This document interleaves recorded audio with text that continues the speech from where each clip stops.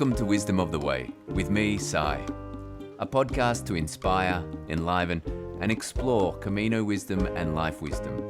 Join me from my home on the transformative Camino de Santiago in Spain as we share stories and learnings with incredible pilgrims and teachers from all over the world. Hola, Sai here, Wisdom of the Way, and I'm so excited to be bringing you this wonderful meeting with Shankara. Really such a beautiful man, an incredible teacher and guide, and someone who I'm very honored to be able to call a brother.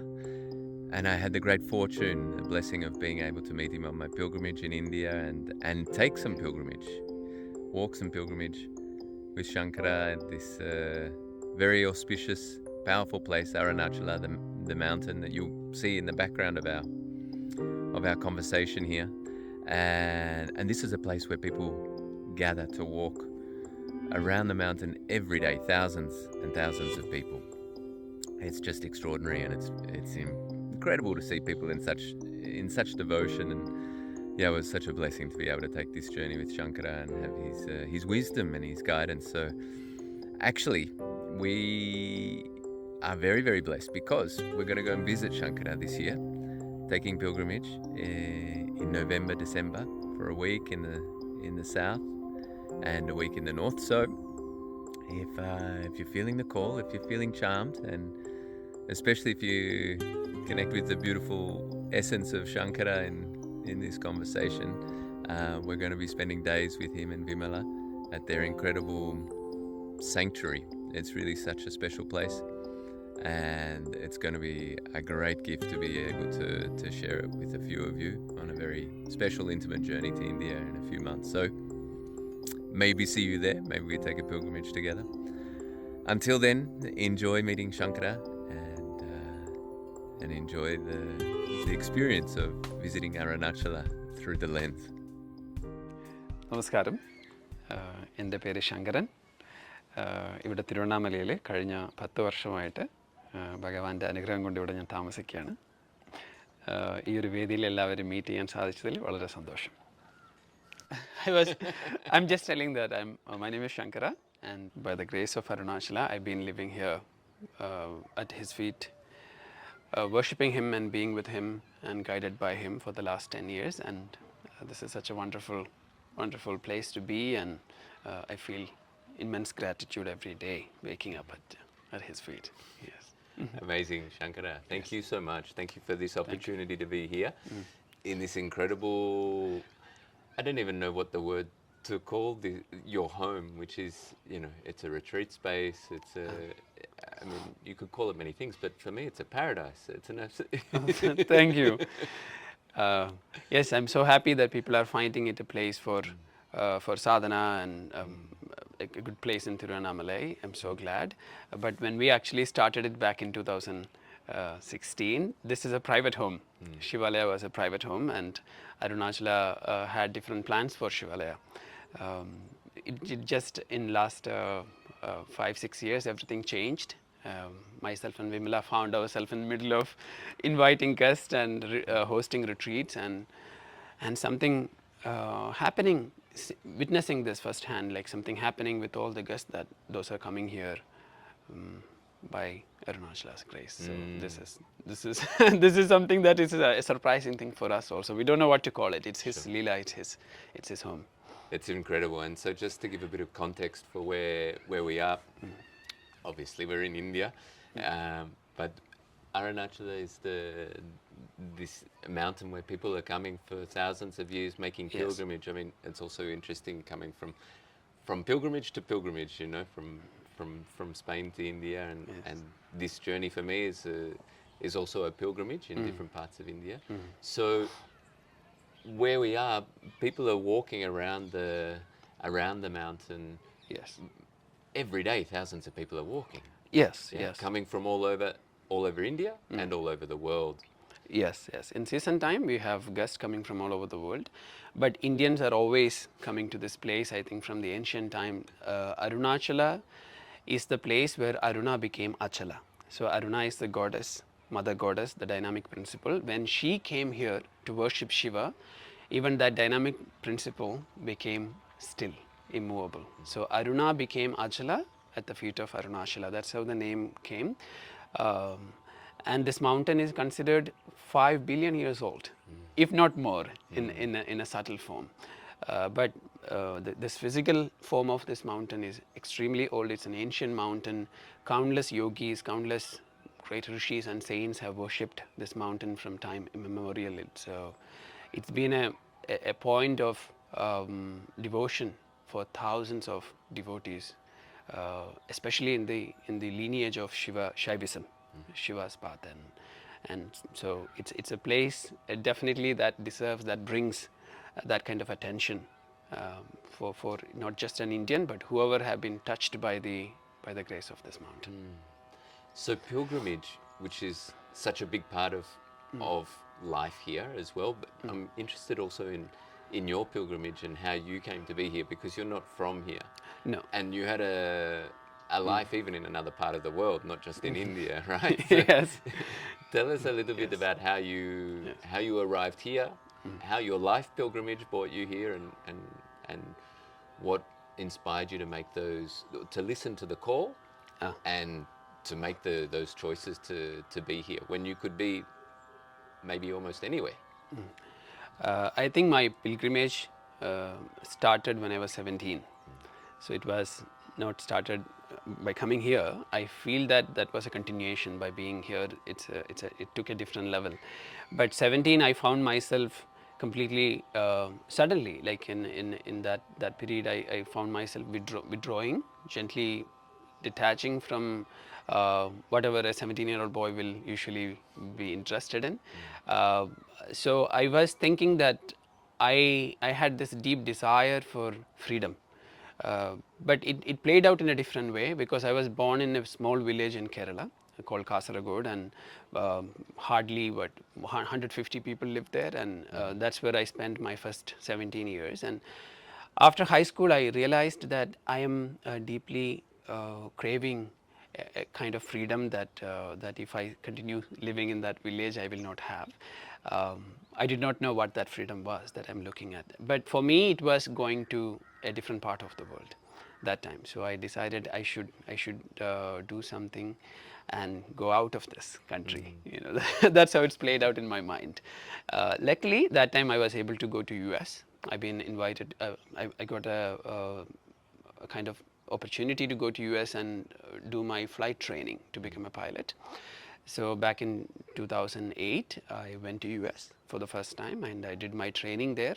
It was so exciting. It's a completely different world, and especially for a boy from a village in India, in South India, it is such a change, and I embraced it with open heart and open arms, and it went very well for a period of time. But then I started to see that the freedom that I was looking for, it's not this kind of freedom. Whatever is happening there, it's all going well, but my heart is not content with whatever is happening, and it's a young age, and you can always distract yourself with things. And I started to have this introspection, like look back and see what did I make a mistake? Did I leaving India was okay, or should I go back? So I remember coming back for one vacation, and I decided to travel around India a little bit. So I started going to Himalayas. Anyone who wanted to get a glimpse of this Indian treasure, then that is a wonderful place to start your journey. And I went to Rishikesh, then I went up to Kedar, Badri, Yamunotri, Gangotri, the famous Char Dham. Which is the famous pilgrimage sites. I mean, Yes. there are many in India, but this is particularly in the high Himalayas, you know, the source of the sacred Yes. Ganges or Mangaga. Yeah. Yes. But this is a place, a devotional place where thousands and thousands go. where Every a lot year of people. teachings- Yeah. So that place, because of this reason, it carries incredible support system. Like it's such an energy place. When I went there, when I finished that pilgrimage, I realized my pilgrimage was actually in US. That was necessary for me to appreciate what I was experiencing here back in India. So that kind of gave me a closure, and I was able to say bye to US. And somehow, you know, when you make that decision, when you speak to the mountains up there in the north, they find you, they give you a way. And somehow something happened in the States. You know, I got an opportunity to actually completely withdraw from that position that I'm holding in my company, and I was able to come back.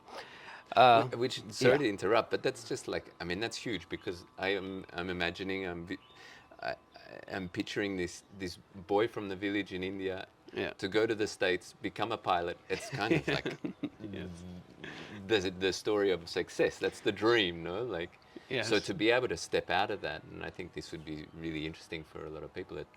I mean, not only does it take a lot of courage, but Yeah. there must be another inner experience that's very, very strong that's happening. Healing. Yeah. So for me, the realization was there is there is a healing that my heart is longing for, and the freedom is not a freedom for something, or you know, to be somewhere.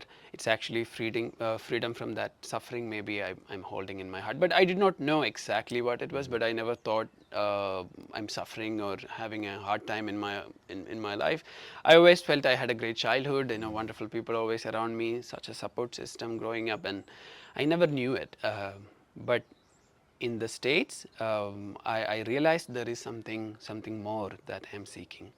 So flying, having a job as you know, glamorous as a pilot for anybody, you know, this wasn't so hard for me to let go. It was easy. Rather, I was deeply called for my heart's own healing, and I knew it after making this journey in the Himalayas that India is the place. I should come back to India and ask her for forgiveness for leaving her in a way, you know, and that made it very easy. I was able to come back, and initially, yes, you will have some kind of concern about finance, and you know, suddenly, and you are young, and definitely your family is going to think, you know, you have gone mad. Your friends are going to think something happened to you, that you know, that is your heart is broken. But my heart is not broken. It is in a way, it is excited to find that healing, whatever is that I needed to heal. So that's how it started. When I came back, like you said, it's a more dramatic than leaving the job. It's more to get that understood by the loved ones or friends. That was the main thing. But somehow, now when I look back, I know Arunachala gave me that courage to let go of all that judgment or whatever, or just pure concern, pure love for my well-being. I was able to actually let go of all that, and able to actually find a place for me to settle and do this work, this healing work. Can you explain and share for us a little bit more about what that process to let go?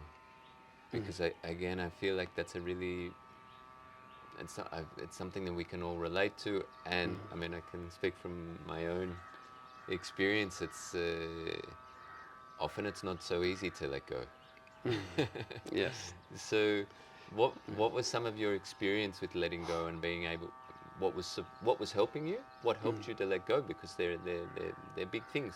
Whether it's identity, the expectations of family or parents or whoever it may be, society that's telling you should live in a particular way, especially Yes. when you've been afforded opportunity. Yeah. Yeah. Um, how did you and how do you practice letting go? um, Mainly for me, two things. One is to actually see that everything that you experience anywhere in this world as success or as a status or whatever, it is just an extension of your heart state, your mind state. It is nothing that, if your heart is in pain, then you will not find that joy of success or joy of well-being anywhere in the world. So this was actually a very authentic experience when I was living in the States. This is what I recognized, because you look around and you see these successful people, very successful millionaires, high status in the society, have everything that they need, but they are miserable in their heart. And not everyone, but whoever you meet, that is enough for you to actually see the foundationless castle that we built in the form of success in the name of status or whatever. So I have had an opportunity to actually see quite a lot of people in my 5-6 years in US. Those are made a lot of money and wealth and have a great name, but they are not very happy deep within. And I was able to actually experience it around them, and then I thought, wow, if this can't make you happy, then I don't know what is the recipe for happiness.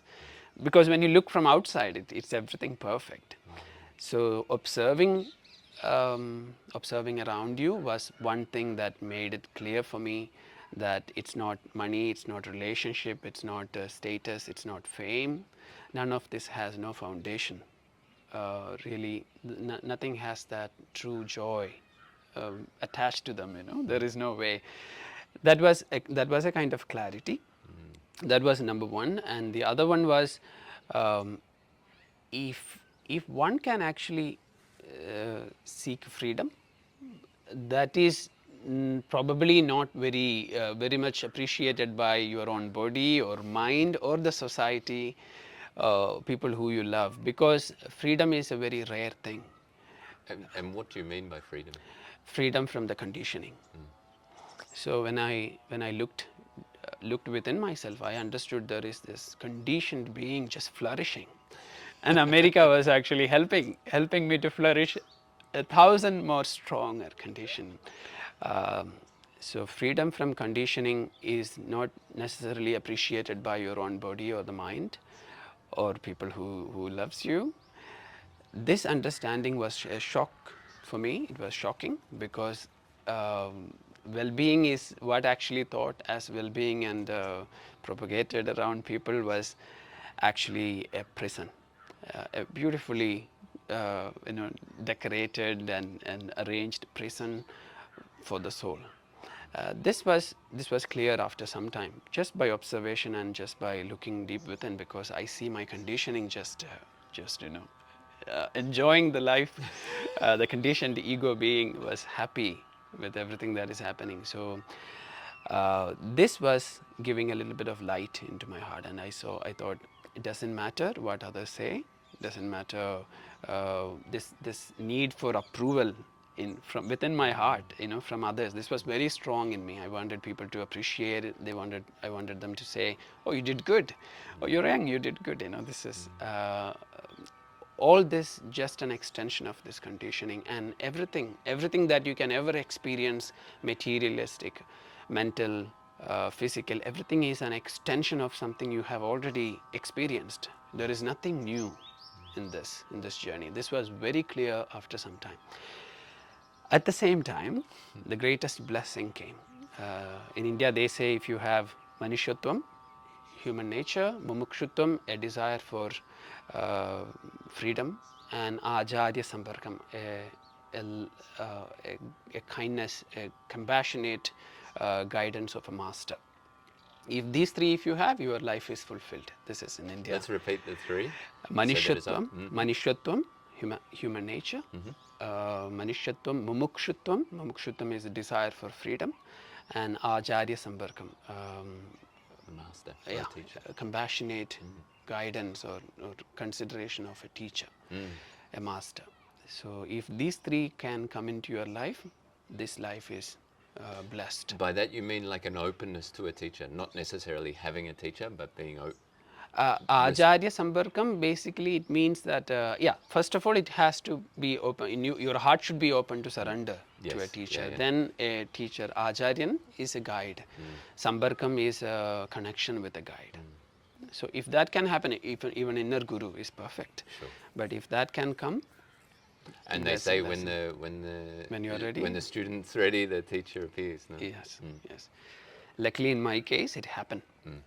one of the journey that I made into north in Kedar. I remember I'm looking for a master, and I was going around and Into the Himalayas. in the Yeah. Himalayas, yes, Kedarnath, and North of one of India. the priest in north of India. He's from Kerala. So we were speaking in Malayalam, and he said, "Oh, if you are looking for master, there is one master in the south that I know. But I don't know if you are able to find him. But if you can find him, you will be helped immensely." And then I just came back to. I took a flight right away. I remember this. I just felt like coming back. I took a flight, came back to Cochin, and there is a place called Chotanikara. There is a Devi temple.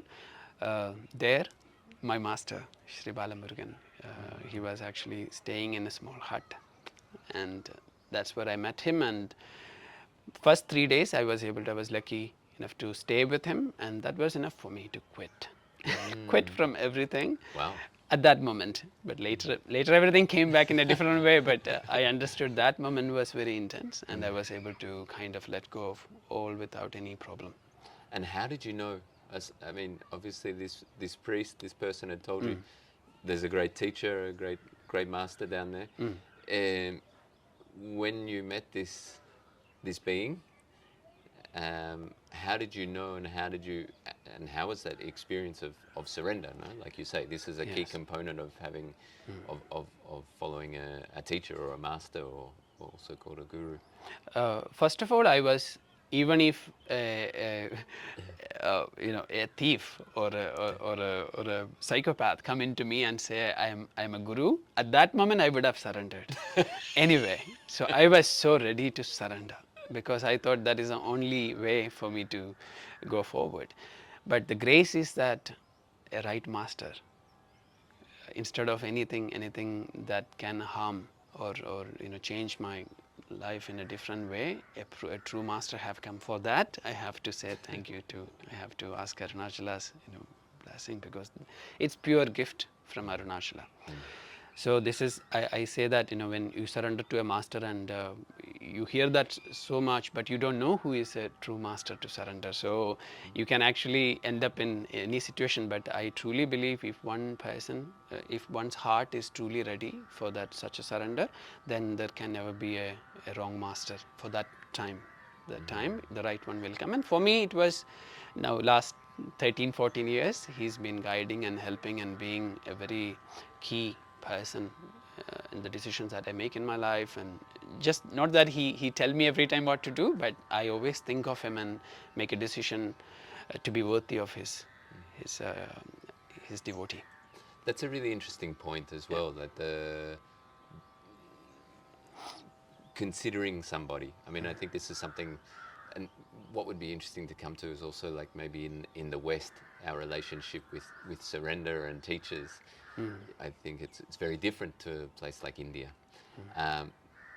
But this practice or process, I think many of us could do and find it quite easy, is to think of someone who we really admire, who we think is an incredible person or a great role model or very wise, and to hold them in our awareness when we are considering a decision.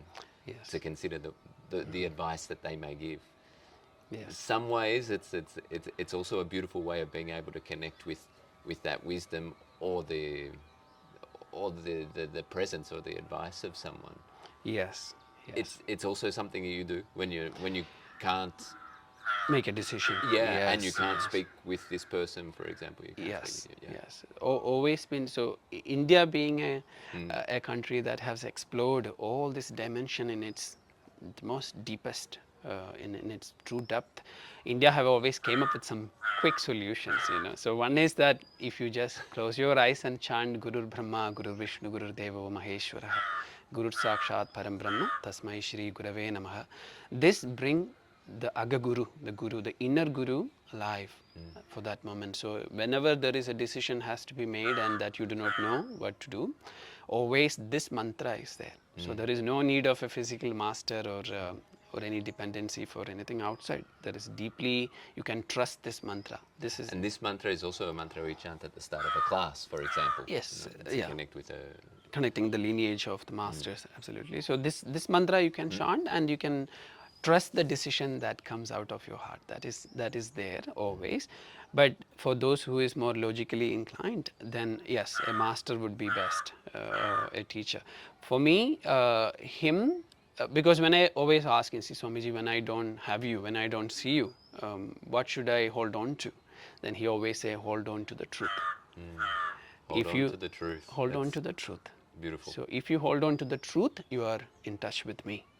This is the advice he has given, and I've been blessed by that advice because I use it too much. Too much in the sense, it's very relative when you say truth. So there is an absolute truth, there is a relative truth. I always go with the relative truth. because It's because easier. yes, it's easier, and at the end of the day, whatever that is destined is going to happen anyway. Ramana have clearly said this to his mother when the mother came and asked for this 16-year-old boy to come back home.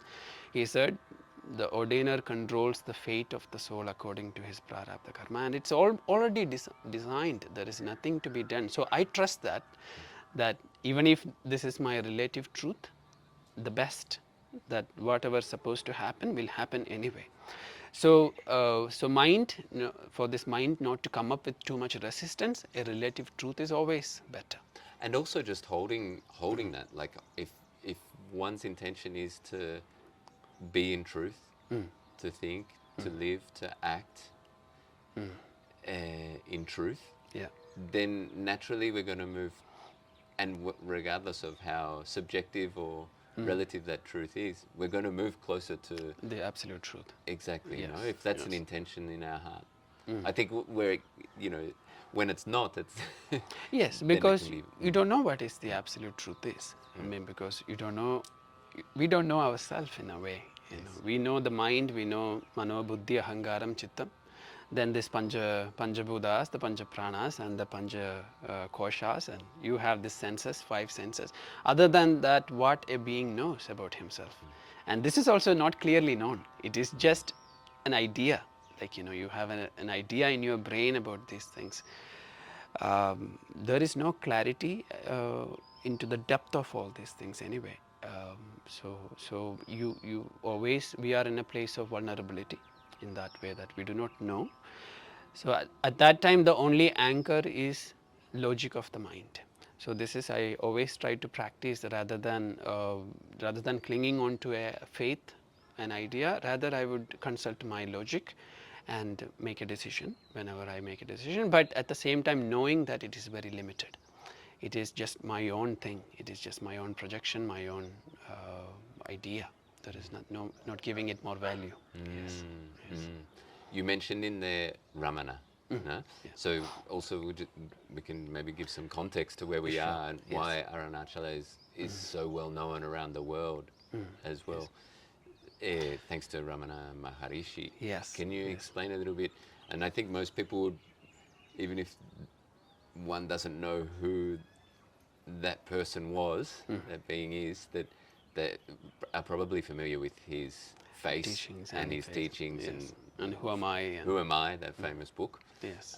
But can you explain a little bit of Sure. the So connection with Arunachala, Arunachala and and maybe Ramana. if you have any connection with the teachings of Ramana Ramana. Maharshi. So for me, after I met my master, he told me these words that Chaitanyam alone exists.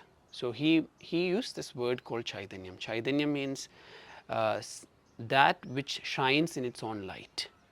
So we have different words like Niralambha. There is no dependency on anything. It just shines in its own right and its own light. So he said Chaitanyam alone exists to me. And he said Jagat Mithya Brahma Satyam. This manifestal world, do not put your trust into it. Rather, Brahma Satyam, put your feet, put your head, put your heart in Brahman, the absolute truth. But these words, you do not know what it means then. So for me, I wanted to find a point where I can start my journey. So Sri Nisargadatta Maharaj, there is a great saint from Mumbai. He is known as a great Avadhuta, Advaitic saint, Advaita saint, a saint of Advaita Vedanta. And his book, there is one book called I Am That. It's a wonderful, big, wonderful, incredible book. And in that book, he talks about a practice that constantly be drawing back to the sense of I am.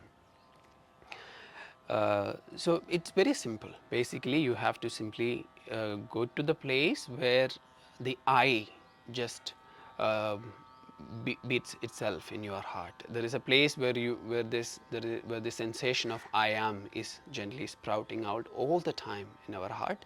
So here the practice is to simply rest there as much as we can. So Could you give us an example of, like, okay, you might be sitting here with some thoughts about whatever. Yes. And just to explain the process a bit of going closer to the I am. So there is this sense of I am that is attached to everything. So if you say I see is the action, but I is the one that which knows this action of seeing. If you say I hear, I smell, I feel, I touch, everything, this I is the common being that is present.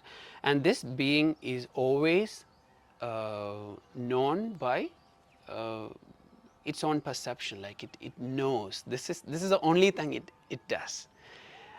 He doesn't do anything, he doesn't be anywhere else. It's always here, now, he knows. This is the character of this I.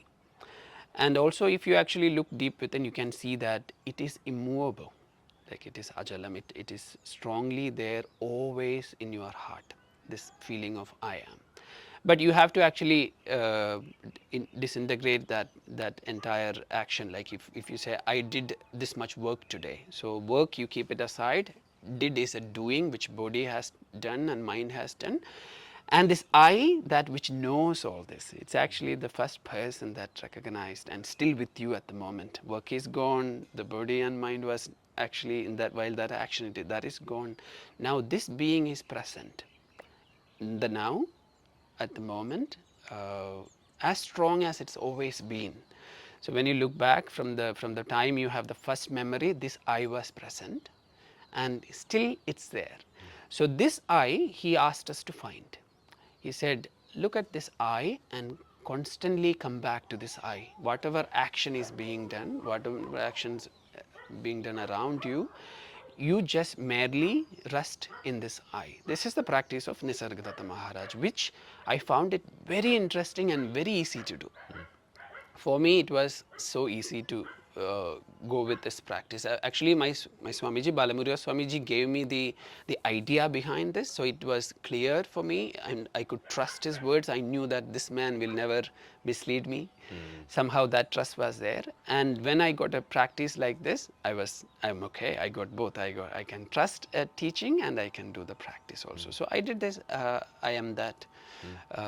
Technique where you constantly try to rest in the I, and this one brought me into a space of some silence, and I clearly remember these days of silence in my heart.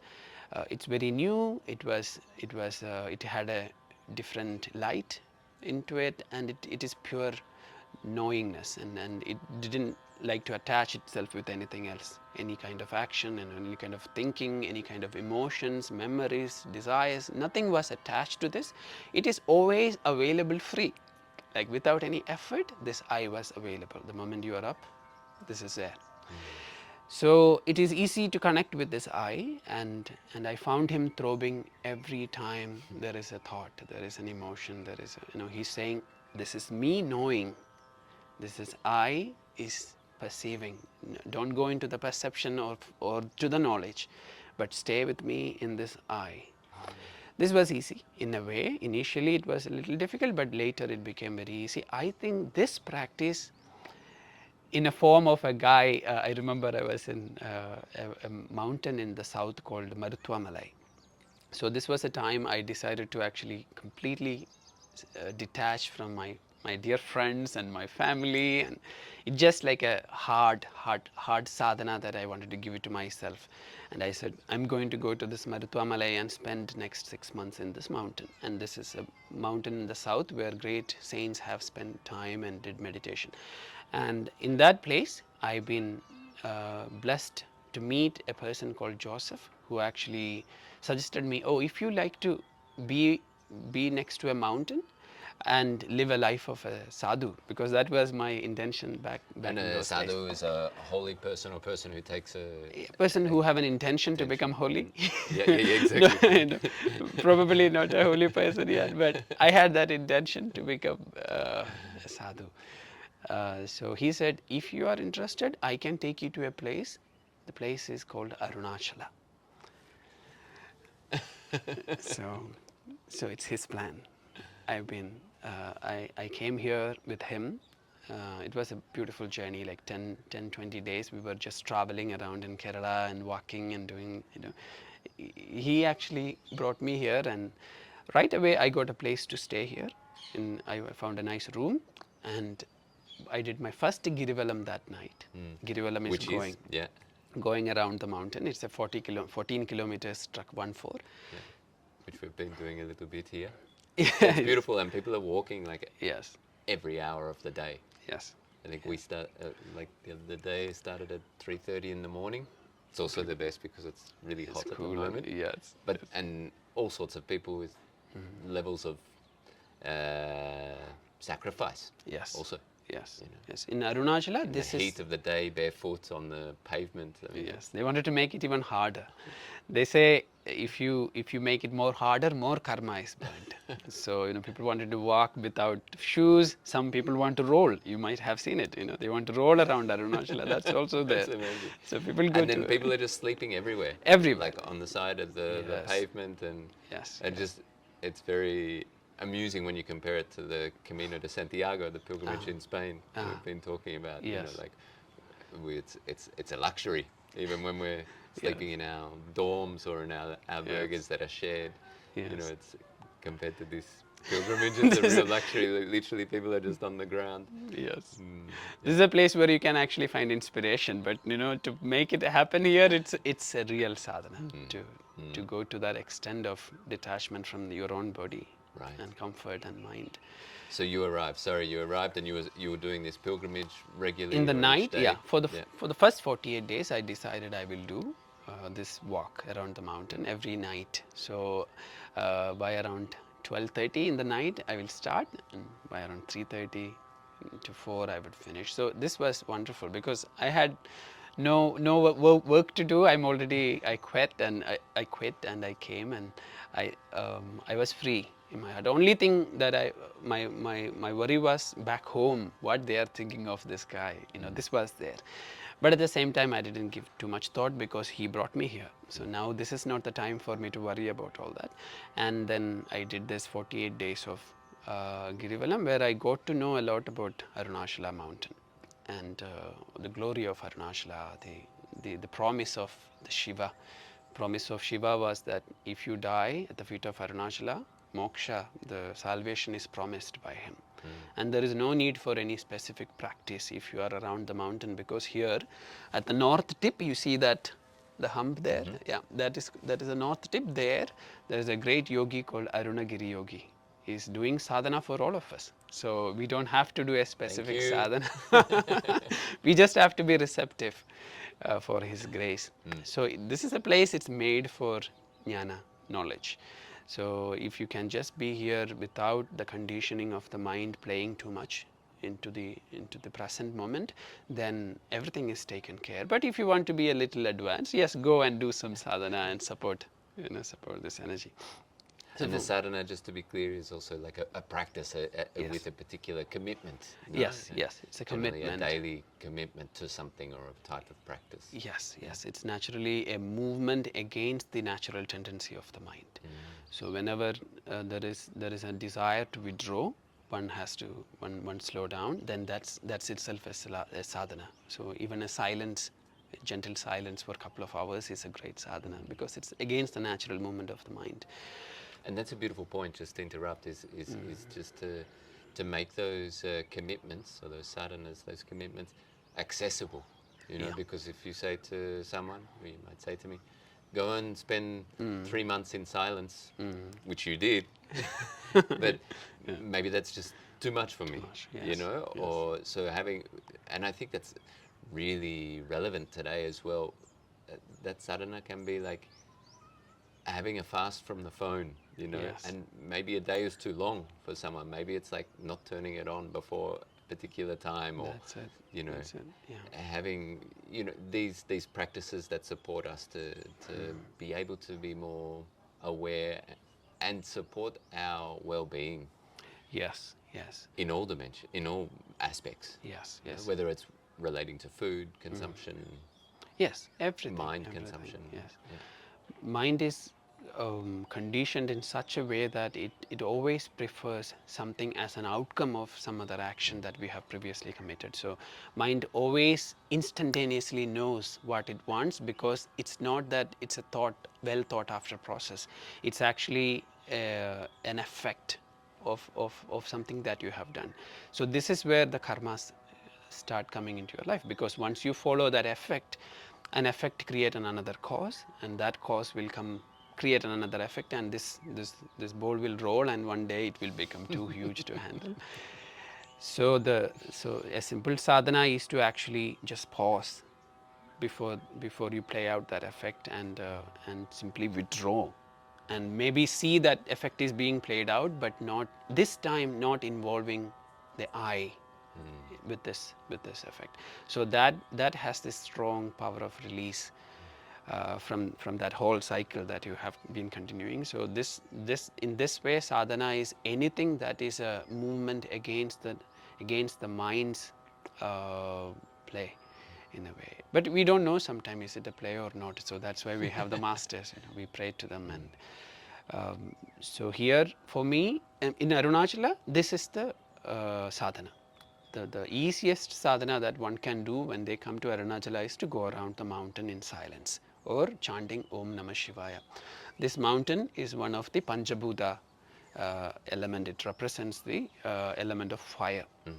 So around fire, if you go around fire for a long time, the grace of the fire actually can, like you walk around a fire pit, you will feel warmth.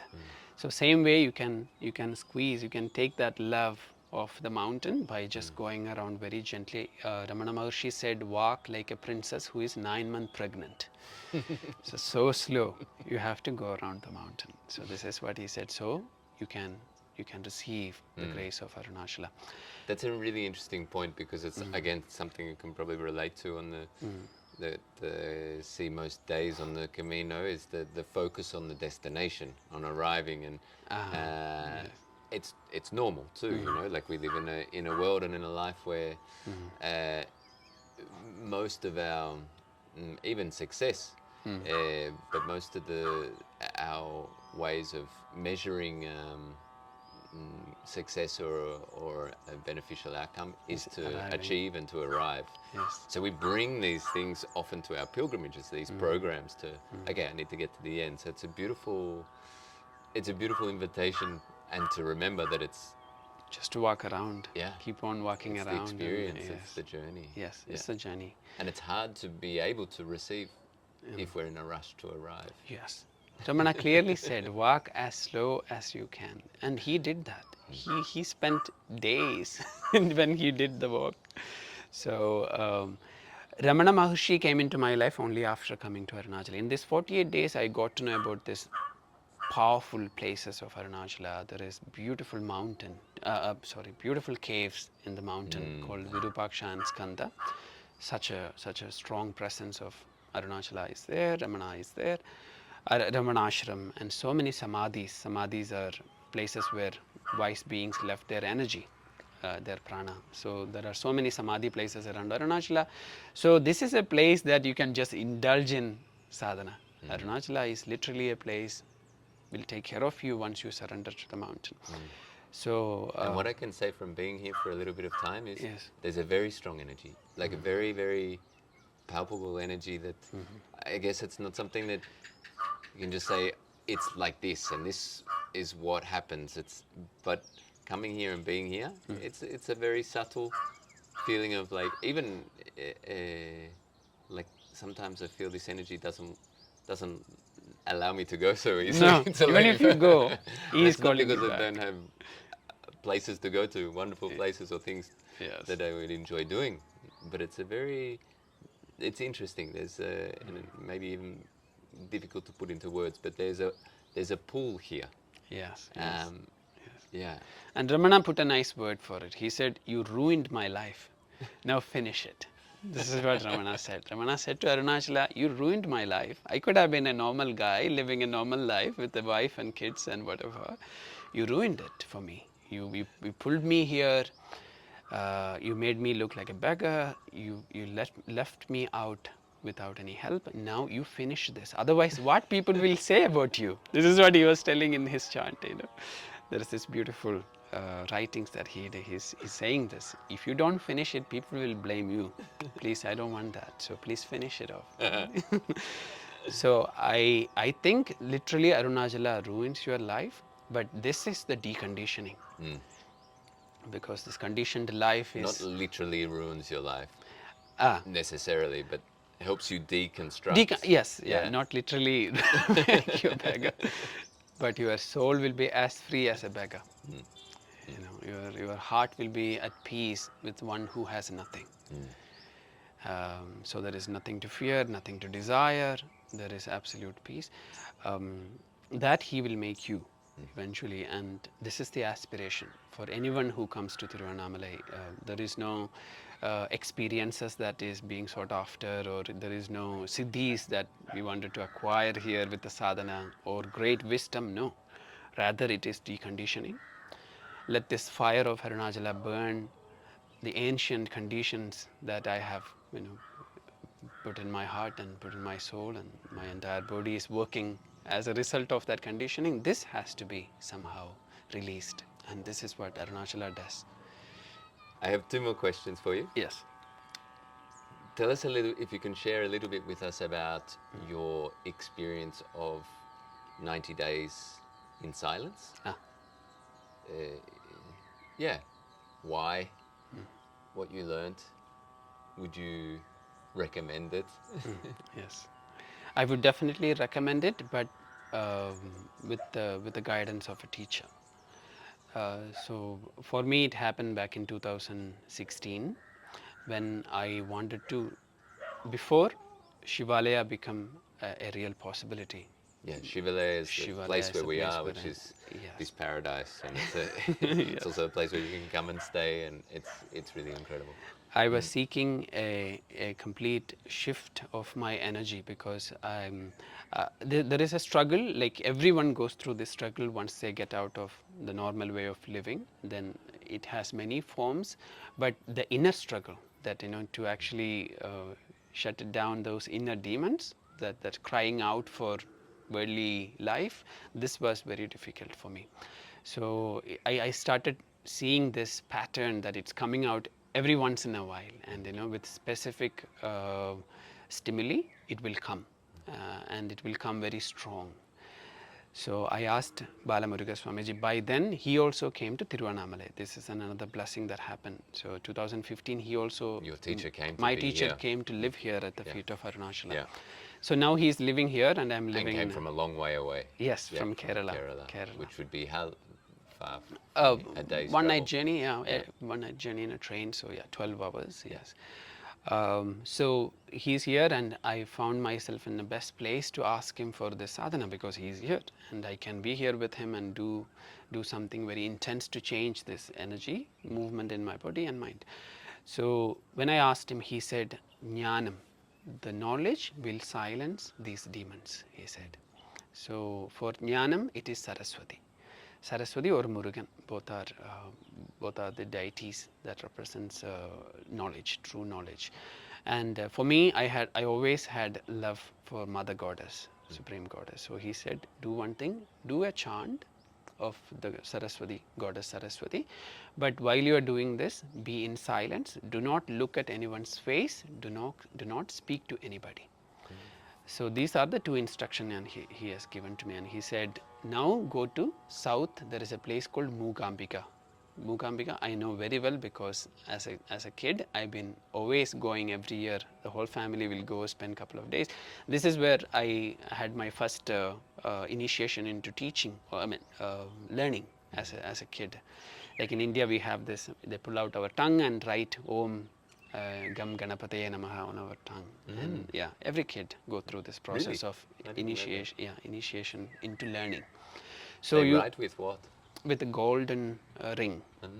So like a ring like this, a golden ring, a priest will pull out your tongue and write Om Gam Ganapataye Namaha, and you write it in rice with the flowers. And it's a beautiful, beautiful ritual. And India is full of it. And so he asked me to go there because he said this is where mother is silent. Mookambika. Mooka means the silent one. There is a demon called Moogasuran is been killed by goddess at that place.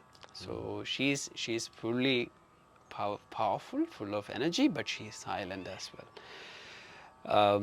So he asked me to go there and be in silence. So the moment he gave me that instruction, it was automatic. My body just turned around, didn't look at anybody, it just started looking down, it just went. Just started. And Just that's a beautiful thing also, not to delay, just No, to start. no. You know? Just I mean, that's something I think yeah. we do a lot in our world. I'm going to do this. I'm going to get in the right situation to be able to start this process, or to start creating this, or just to go, okay, this is the, That's it. now I go. Yes, right away. Right away. That night I'm out. Head down. I was that intensity. I mean, I wish that intensity come back to my life again someday because that time it was fully intense, like super intense. So I turned. I went to Mookambika, and I found a place. There is a small temple next to this big temple of Arunachala where I can sleep in the night. There is a Agni Tirtham, a beautiful river that is coming from the mountain where you can take bath and you can eat in the temple once a day or twice a day. You can eat in the temple. So this 48 days went by like that. First 48 days. This was especially such an incredible time for me. I saw how deeply the mind is trapped in its own ways of being, and I understood it is not possible. It is not possible to break this mind or come out of this thing. Now what to do? Now this chanting. I should continue this chanting more, and then I found a place in the mountain called Kodachadri. There is a mountain. There is everywhere you have an ancient, a sacred mountain in India. So I went to this mountain and I did another round of sadhana there in the mountain. So these two places, I did not know what is the effect then. This 48 days didn't go by very easily. The second 48 days was harder, much harder. But I always had him that I can call. So I had a small phone, so I can always call him. I wanted to call him, and so once in a week he asked me if I need to call. I can make a call. So I was calling him every week and telling him nothing is happening. My mind is like this. I don't know what to do. Please, you bless me. You do something. And so he always said, just keep on doing what you do. And he's not a person of giving sadhana, and because he's into pure Advaita Vedanta. He knows that Jagat is Midya. All this action is worthless in a way for him. But out of his compassionate consideration, he gave me this work to do, which is necessary now. When I came back after this 90 days from the mountain, I realized there is a part of my mind was absent. This was very, very special. Because for me, I found a place that was full before was hollow. So there is a piece of my mind was just gone, I don't know where. And this piece was associated with the noise, inner noise, internal noise. So for the first time after coming back, I felt a kind of silence that I felt like a welcoming, a different kind of welcoming back to the most silent place in the world, to Arunachala. So to be clear, that part of the mind that was absent is the noise, as you say. So like thought was still there, but the type of thought, or the space between the thought, Space between the thought in a way, yeah. or that the thought is turned down, the intensity of the thought, or the type, quality of thought. Actually, the realm of thoughts and emotion, there is a distance between the I. So, in a way, if I can say that, because there was something was missing from the mind. That was very clear. Not clear what was it. So when you try to do something after this experience, it is hard to connect with a thought, hard to connect with an emotion unless it is so primordial. Like, if it is something that is very strong in your body, it connected easily. But if it is of any desire, it was not actually doing its normal work. Like a thought come, you make a plan and you execute, and none of that was happening. A thought will be there, and there is this mystical space in between where you cannot really cross it with the way that you know. So that was the big change that I have seen, and that gently grew in my heart, and it grew in a way that it became a little little dangerous for my mind in a way, because mind is kind of withdrawing so much. I felt the need to come back to life, come back to people, come back to speaking, come back to living a life of some color, because it became so dry as well. So I think it is a part of that journey, but it was there. So that happened, and then Arunachal's next plan, which was Shivalaya, from there. Beautiful. Maybe leading into Shivalaya and some of the practices that you're very committed to. Yes. Would be really wonderful to share, especially around Agnihotra, Agnihotra, which is the ceremony ritual with fire, Agni meaning fire, Yes. which you're performing daily. Yes. Now, I know it's been as I've been here with you in these mornings, and it's been so beautiful, such a blessing, and it's just an incredible way the level of presence and yourself that I feel you bring to this practice and this devotion. And for me, it's very inspiring. So thank you. Thank you. Really. Yes. And but you were also sharing the story about this practice, and what that has,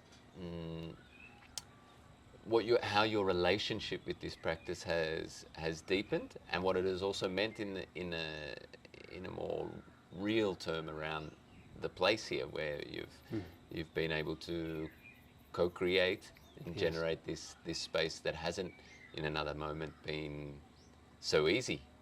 For example, you didn't have water and many other things. So, could you share a little bit about the practice? What is it, and why is it such a deep practice that can have such benefit? The first practice was Lalita Sahasranamam. So initially, when your mind goes into a state of silence, my Swamiji only suggested me to chant Lalita. So Lalita is 1,000 names of the goddess Sri Lalita Mahatripura Sundari, the primordial energy, unmanifested. So this was a reintroduction, coming back to life. This was actually bringing some kind of desires in my heart to come back to life and do something with this healthy body and mind. So I thought it is not to be spent in such seclusion. I felt also the time is not right. This is not the time. I had that call somehow, and it was somehow clear to me that I needed to actually come out. Otherwise, there is too much suppression. So the sense of suppression was very strong, that I felt that I am suppressing something in pursuit of spiritual journey. So somehow I was clear that suppression isn't something that I want to entertain in my heart. So Lalita Sahasranamam paved me the way to reconnect with the world in a much gentler way. So Lalita Sahasranamam I used to chant every single day, and do a very simple puja for the goddess. Puja being a blessing. Yeah, a worship, a small worship for the goddess every evening and morning, and chanting Lalita every evening and morning. This was my practice initially, where I had the intention to do a yoga training, yoga TTC. So I thought, okay, let's make a good use of this time and do a TTC, teachers training in yoga. So I went to Kerala, did my TTC, came back here, and Teachers training, to become a teacher. to become a teacher of asanas. Yeah. I finished the class and came back here, and right away I got an opportunity to organize a small retreat. And in that retreat, the next after Swamiji, the next turning point in my life is Vimla. She showed up. Like Arunachala brought her there, and I met her, and we both had this intense 3 months of training. Like I'm teaching, and I was looking at this wonderful student, and she was extremely devoted to the practice, and such a gentle soul. I saw so much of joy and beauty around her, and after the retreat, uh, I asked her, see, if you wish, I would love to actually do this retreats more often if you want to be a part of it. And she said, oh, why not? I have a land here.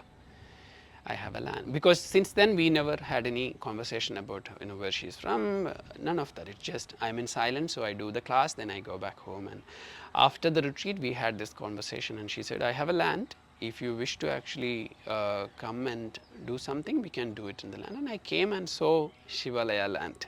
So that time there was nothing here. It was You just had this mountain. Arunachala was here. Arunachala was here. This house, the first floor was there. Yeah. So this is the only building that time. It was back in 2016, 17. So I came and I saw this place, and I saw Arunachala, and I said, if I want to do anything with my life, that should be this place. I should be doing something here. And so much of connection with the land instantaneously, and somehow I had some money which I could use to invest a little bit. So that's how we started our first Yogashala. So we built a small Yogashala in the land and started giving classes. And rest is, I can't say how it happened. It's just pure grace of Arunachala. Lots of people started to coming for the class. 4 rooms were here already. So people started coming to stay and do the sadhana with us, and slowly it grew.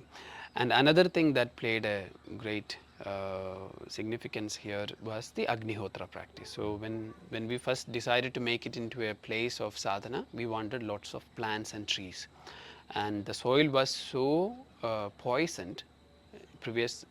Whoever owned this land, they did a lot of pesticides, whatever they were trying to grow, and the land was dry. There was no water in none of the bore wells that we had, and we were buying water from outside, and we thought nothing can ever grow here. The soil was dead, long gone, and no birds.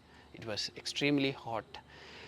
So in that time, again, grace came in the way, like a friend from Kerala. He came and he said, why don't you do Agnihotra? We've been doing this Agnihotra in Kerala in one of the ashram, and there is amazing things that we started to see.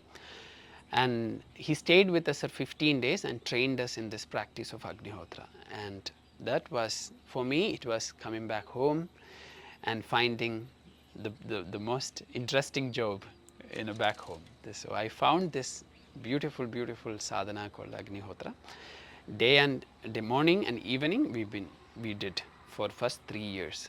So in that 3 years, everything changed about Shivalaya. Lots of people started coming, staying with us for 10 days, 20 days, 30 days, doing sadhana with us, like Lalita. They're doing Lalita, yoga, pranayama, plus Agnihotra. It was such a beautiful time. Still is. Still, it's a continuation. What you see, people were just coming, and at the same time, they are all bringing so much of ideas and inspiration to us that, okay, why don't you create one more space for me? I'm coming every month. 10 days I will pay for it. Like that, it paved the way to what is Shivalaya now. So now Shivalaya have accommodation for 25 people. We have a cafe, a beautiful yogashala where we can all do sadhana together, a homa place where we can do our Agnihotra together. They're incredibly beautiful places, all of those spaces. And a small Shiva Lingam just came. Yeah. So now a small temple also here, and beautiful people who is working here, and somehow everything aligned perfectly by the grace of Arunachala. So, and briefly, could you just share with us the technology of the Agnihotra? Agnihotra. So Agni means fire, Hotra is offering. Agni is the only element that cannot be contaminated. Like there is pure, the purity is full in Agni than any other element. So water, soil, air, everything can be contaminated, and space is something that is inaccessible to most of us. Fire is something that is in our body as our Jadaragni, the fire of digestion, the fire of our neurons. So this is alive in our body. In the nature, the fire is there as lightning, and fire is in the heavens, the sun. So fire is such an incredible part of who we are in our body and mind and energies. And if one can access this fire and know what this fire truly is, then you master that element of fire. So Agnihotra is basically is mastery over this fire element, not in an arrogant way, not in an egoistic way, but being one with the fire in a surrender, in a mode of surrender. So Agnihotra, through Agnihotra, when you invoke fire with certain mantras, there is a specific sonic energy. So these mantras are from the Atharva Veda, from Rig Veda. So these mantras create a sonic energy in the atmosphere, in your own being, and the fire element is now being manifested, and you offer medicines into it, like 108 medicines from Ayurveda, 10 different kind of woods, medicinal woods that we offer. We offer pure ghee as an offering, and the idea of a perfect Agnihotra is right intention, right emotion, right action. If these three can come together, everything can be changed, everything can be purified. So this is the idea of Agnihotra, and this is what Agnihotra is. So initially, if you can do anything with these three key elements, which is right intention, emotion and action, then that is an Agnihotra. But here this is a tantric Agnihotra, an Agnihotra that where the materials are used in a specific way, and extract the benefit from those matter that we are using into the fire. And it goes for like 30 minutes. It's a very inspiring space when you are around the fire and chant these mantras, and it has a powerful transformation. You also, it's something you can really feel in the space and in cleaning the space, cleansing the space, Yes, elevating the space. That literally happened. The water level in Shivalaya just came back to normal.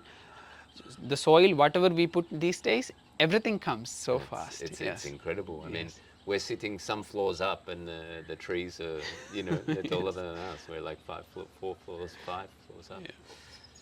Amazing. And so, this technology is super powerful, and it's great to see it, and because I've heard a lot about it and other people's stories, and so it's so powerful to come here and see some of that experience in action, like the stories of people's experience with Agnihotra.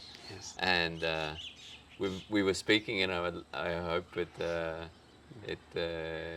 comes with the grace of Arunachala, that you can come to Spain, come to the Camino, come to the pilgrimage, and that'll be a blessing. Also, it would be a blessing, and bring some of the sharings of this technology and Agnihotra. I think it's very interesting. We were speaking about the possibility of walking a pilgrimage together and sharing this practice in a way of also elevating and cleaning the space. It's very powerful. Yes, instantaneous. You will feel it right away. So in the olden days, it is a daily practice in every homes in Indian houses.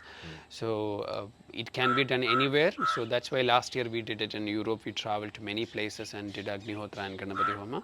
I'm so happy to bring this to the path, the Camino, the walk, and I'm sure it will bring a different dimension of love from all the people who is able to witness this practice there in the path. And because that's a powerful pilgrimage, it's an incredible space for us to do anything that is spiritual. So Yeah, and be a and blessing. and where there are so many energies, it's important that we have practices to be able to clean energies, no? Yes. And purify ourselves. Oh, And sure. harmonize ourselves.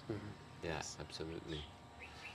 Brother, thank you so much. Thank you, brother. Thank Yeah, you yeah, so really. much. It's Yes. such a gift to be here as the sun has set on another day in paradise. And the Arunachala biggest and blessing for Shivalaya. us is to see people like you come, who is holding also space for others, creating such an impact in people's life in a different part of the world where there is high energy, high intensity, full of love.